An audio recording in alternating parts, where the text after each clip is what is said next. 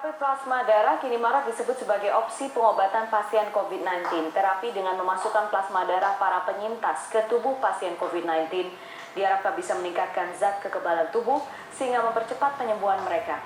Bagaimana cara kerja terapi plasma darah? Lalu apakah seluruh pasien yang diserang virus corona bisa menjalani terapi ini?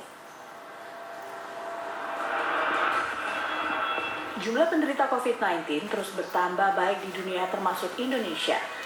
Penelitian digencarkan untuk mencari alternatif pengobatan terampil bagi pasien COVID-19. Salah satunya Badan Obat dan Makanan Amerika Serikat FDA. Lembaga ini merekomendasikan terapi plasma darah dari penyintas COVID-19 atau pasien yang berhasil sembuh dari serangan virus corona. Terapi ini menjadi salah satu yang berpotensi menjadi alternatif pengobatan efektif. Sebelumnya Tiongkok lebih dulu mengembangkan terapi plasma bagi penyembuhan pasien korban virus corona. Lalu apa sebenarnya plasma darah? Menurut lembaga Eijkman, plasma merupakan bagian dari darah yang memiliki berbagai kandungan, termasuk zat antibodi atau zat kekebalan tubuh. Plasma darah diperoleh ketika seseorang diambil darahnya, diberikan zat antikoagulan atau zat pencegah pembekuan darah, lalu dipisahkan. Hasil pemisahan tersebut akan mendapatkan sel-sel darah merah dan cairan plasma. Komposisi darah manusia sendiri terbagi menjadi 3, yaitu 55% plasma, 44% sel darah merah, dan 1% sel darah putih. Sedangkan kandungan plasma darah terdiri dari 92% air, 7% protein, dan 1% zat lainnya. Menurut Direktur Lembaga Eijkman, Profesor Amin Subandrio, ketika seseorang terinfeksi virus, jamur maupun bakteri, maka tubuh akan menciptakan zat antibodi kuat yang mampu mengeliminasi penyakit. Inilah mengapa plasma darah penyintas COVID-19 dapat diberikan ke pasien lain, karena sudah memiliki zat antibodi yang tinggi. Nah, disinilah kuncinya. Zat antibodi itu karena begitu powerfulnya, begitu kuatnya, karena dia sudah memenangkan perang, kan orang pasiennya sudah sembuh. Itu bisa kita ambil, kemudian kita proses dan kemudian kita berikan kepada mereka yang masih sakit, yang sedang dirawat karena kondisinya berat, dan mereka sedang berjuang untuk mengeliminasi virusnya. Dari satu orang penyintas, plasma darah bisa diambil sekitar 500 cc. Sedangkan setiap pasien bisa menerima sekitar 100 cc sampai 500 cc, tergantung kondisi pasien, apakah sesuai untuk terapi. Dengan demikian, satu donor bisa membantu 2 sampai 3 pasien maksimum. Ratri Anindya adalah salah satu penyintas COVID-19 yang bersedia menyumbangkan plasma darahnya. Lalu jadi darahku diambil semuanya, lalu masuk ke mesin tersebut, plasma darahnya disaring dan plasma darah itu yang berwarna putih kekuningan masuk ke tabung lain begitu. Nah, setelah 100 cc dari plasma darahku udah terambil, lalu darah merah tadi di dalam mesin itu masuk lagi ke tubuhku. Pendonoran plasma tidak bisa sembarangan. Selain harus dilakukan di unit transfusi darah yang tersertifikasi, plasma darah harus melewati tes kelayakan di laboratorium. Sementara ini sejumlah rumah sakit telah mencoba memberikan plasma untuk pasien COVID-19, namun hasilnya masih dalam pengamatan. Anur Gewang, CNN Indonesia.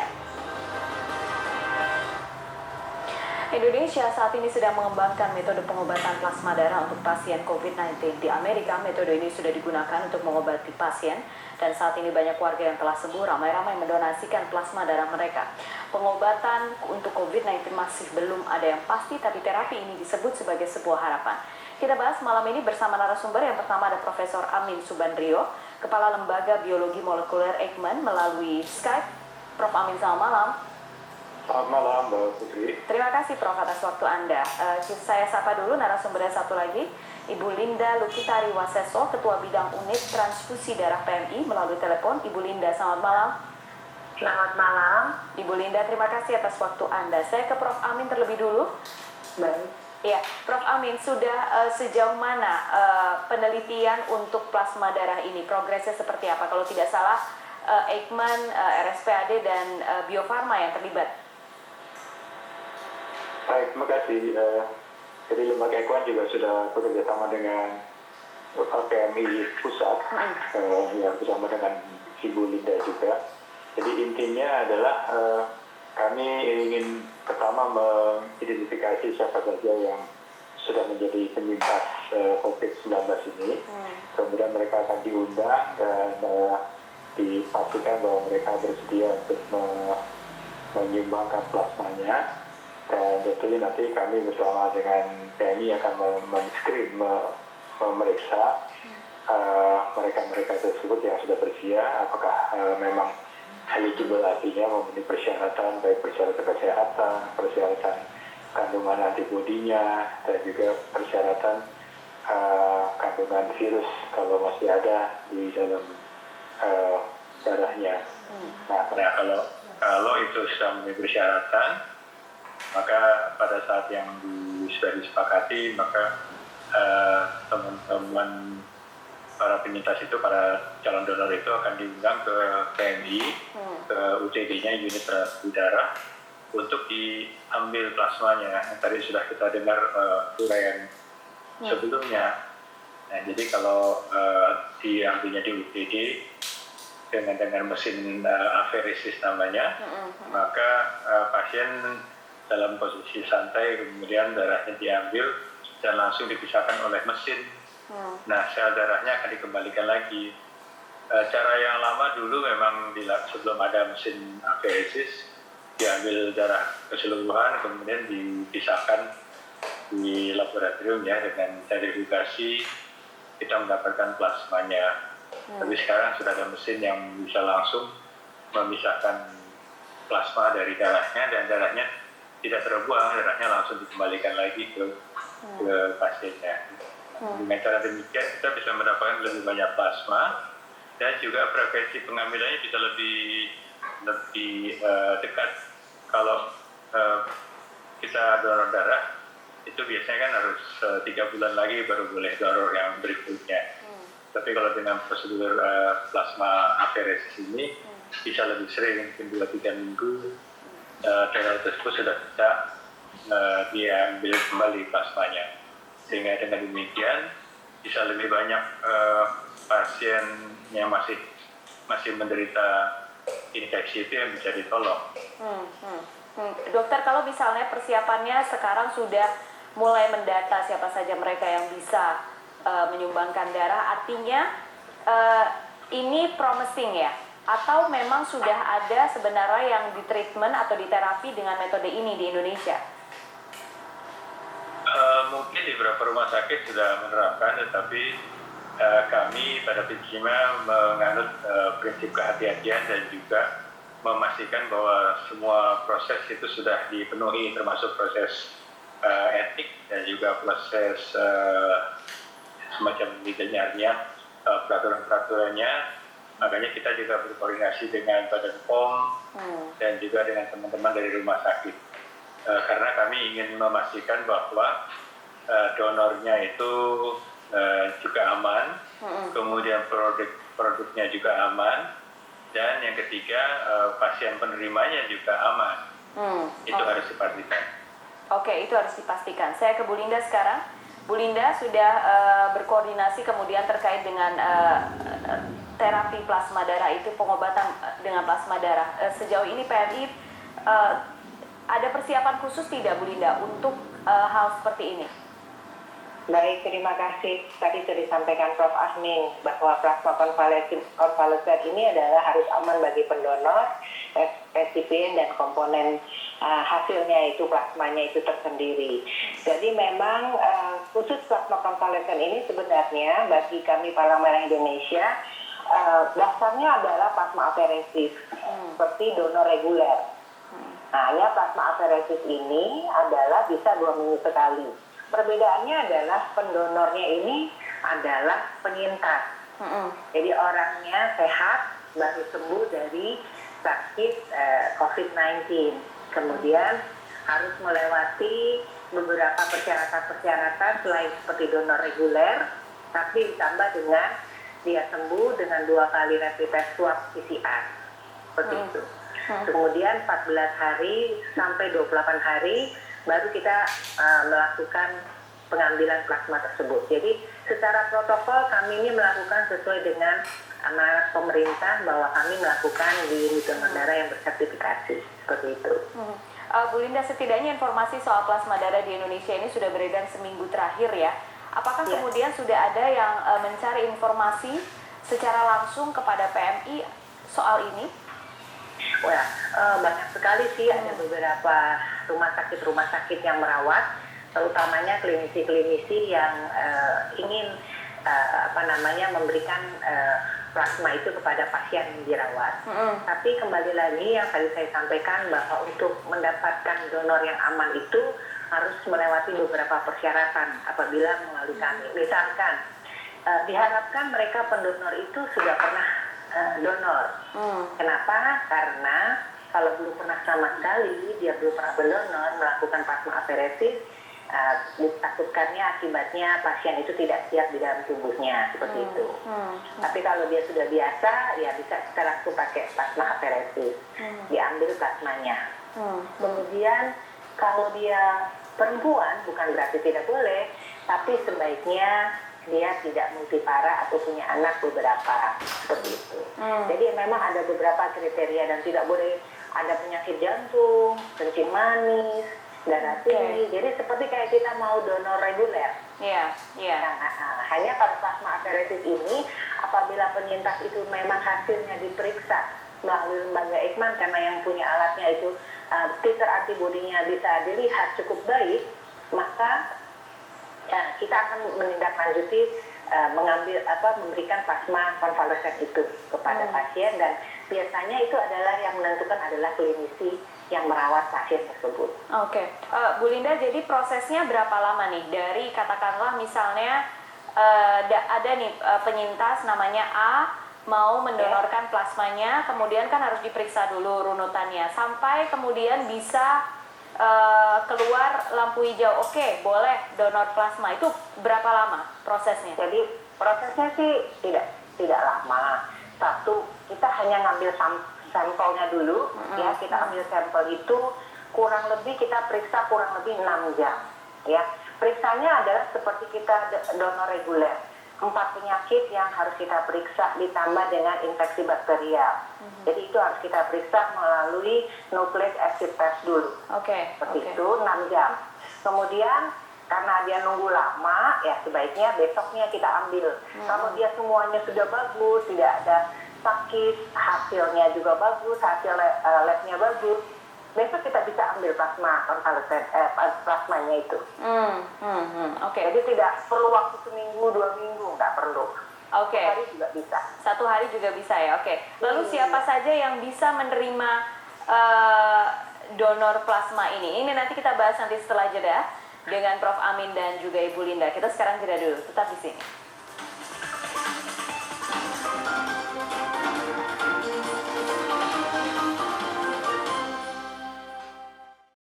Terima kasih Anda masih bersama CNN Indonesia Prime News. Kami masih berbincang dengan Prof. Amin Subandrio dan Ibu Linda Lukitari. Kami masih membahas soal metode pengobatan dengan plasma darah yang sudah dilakukan di Amerika Serikat. Saat ini Indonesia sedang mengembangkannya.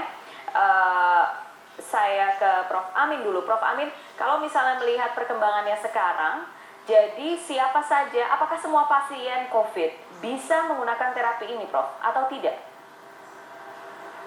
Baik, jadi yang diutamakan adalah pasien-pasien yang dalam kondisi berat, artinya terinfeksi oleh virus coronavirus, kemudian kondisi klinis yang berat, karena kita ketahui kondisi klinis yang berat itu disebabkan oleh secara tidak langsung oleh virusnya memang, tapi itu merupakan satu semacam lingkaran gitu ya. Jadi kalau infeksi virusnya berat, maka akan terjadi kerusakan organ multiple dan itu akan makin berat, dan kerusakan organ itu akan menyebabkan penurunan kekebalan sehingga virusnya bertambah banyak. Jadi itu akan berputar seperti itu. Nah, kita harus memutuskan rantai itu, memutuskan lingkaran itu dengan membantu memberikan antibodi dari luar yang sudah siap diberikan sehingga virusnya bisa dieliminasi.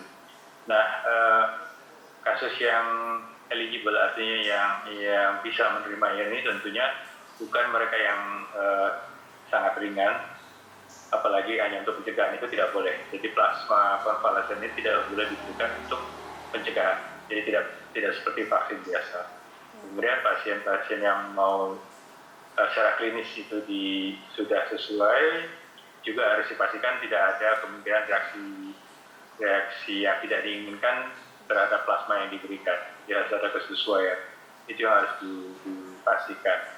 Nah, keputusan pasien yang mana yang harus diberikan plasma konvalesen itu sepenuhnya diserahkan kepada teman-teman di rumah sakit, karena mereka yang melihat kondisi secara keseluruhan.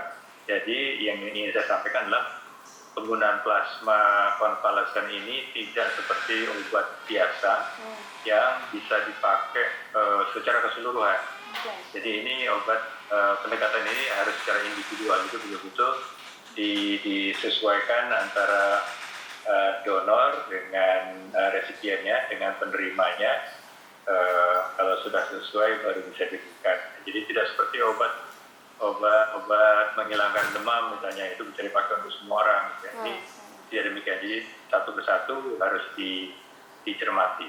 Apakah plasma darah ini opsi terakhir dalam pengobatan COVID-19 ini, Prof? Tidak merupakan opsi terakhir, bahkan ini harus diberikan secara berdampingan. Jadi tentu pasien kelihatan sudah masuk ke dalam yang kondisi berat, itu sebaiknya lebih awal diberikannya agar kerusakan jaringan belum berlanjut. Jadi sebelum ada kerusakan jaringan yang luas itu sudah diberikan.